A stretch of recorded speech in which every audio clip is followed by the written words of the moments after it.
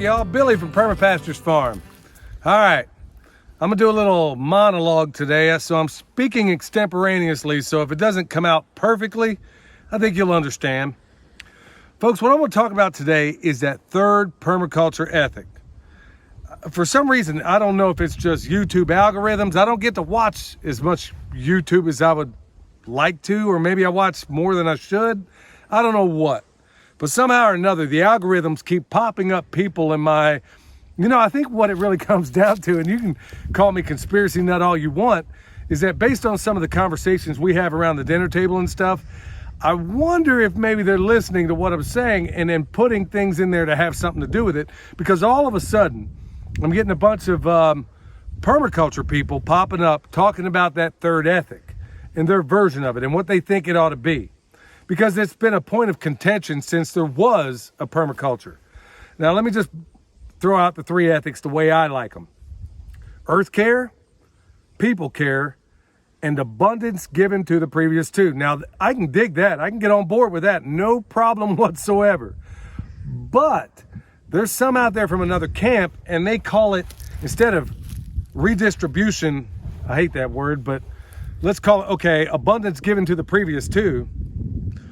They call it fair share, which, depending on whom you ask, I can't seem to get an answer out of what fair share means. I can't get the same answer out of two people, okay? That's a problem.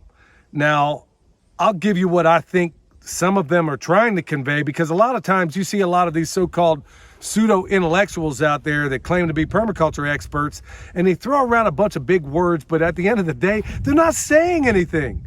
Like Shakespeare said, they speak yet they say nothing. What of that?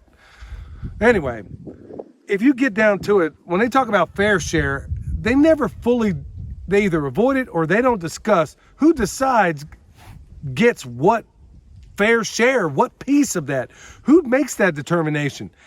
And I think if you press them, as I hear them talk more and more, I realize that when they talk about this third ethic, I don't even think they know what they mean, but, I've heard everything from, hey, this person over here thinks they're entitled to what I have, so help yourself, knock yourself out. For example, I'm standing right over here. I'm about to do some pruning right here in this permaculture food forest, which, by the way, doesn't look bad right now for trees that are in some cases, less than 2 years old.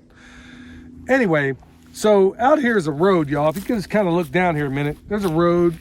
So let me guess, let's say some guy is rolling along and let's say he doesn't feel like doing anything. He didn't help with any of this. He or she didn't, they saw me a million times doing this, didn't bother to help, didn't ask. But somehow they're supposed to be able to come over here to my property and help themselves to the apples that are going to be coming off these trees, or the peaches or pears or plums or figs, you dig. I'm supposed to be okay with that? If that's the ethic, then you know what, I ain't with it. But I can totally get down with abundance given to earth care and people care. I can totally dig that, but I'm only cool with it if I'm calling the shots on my property. Think about it. I'm gonna go into something else. It's gonna segue into something else, but it overlays perfectly, I think. And that is what Friedman called the 4 ways to spend money, okay? There's only really 4 ways when you get down to it. First is spending other people's money on other people.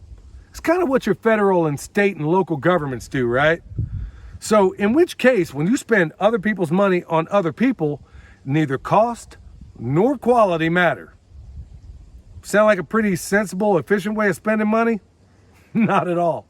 Okay, then they're spending other people's money on yourself. Okay, does that make sense? Or it doesn't even have to be money. We can say other people's stuff on yourself.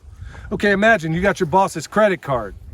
Okay, and they say, take the customers out, show them a good time. Now, the cost really doesn't matter to you, does it? But quality sure does. Guess what? I'm getting that porterhouse because somebody else is paying the bill. Sound like a reasonable? Sounds better than the first one. Then they're spending your money on other people. I can totally understand what this means, and I'm going to give you Friedman's version of it, but it doesn't necessarily apply to everybody, especially to the altruistic people out there who do things without thought of reward. Okay, spending my money on other people. Okay, how does that go? So if you think about that, when I'm spending, or when you are spending your money on other people, the cost matters. It truly matters because it's your money. Quality, probably less so, because you're buying it for some other people. You know, I'm going to make sure it's functional. It ain't going to have all the bells and whistles, but it's going to be the best I can get for the money. Then there's the final quadrant, and that's spending my money or my things on my interest, or your money on your interest. In which case, both cost and quality matter. Now, there we go.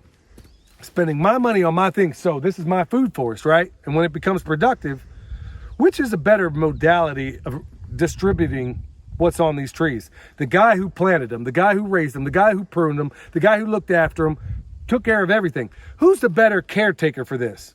Me or the person who's spending other people's money on other people? The guy walking up and down this road who hasn't done anything.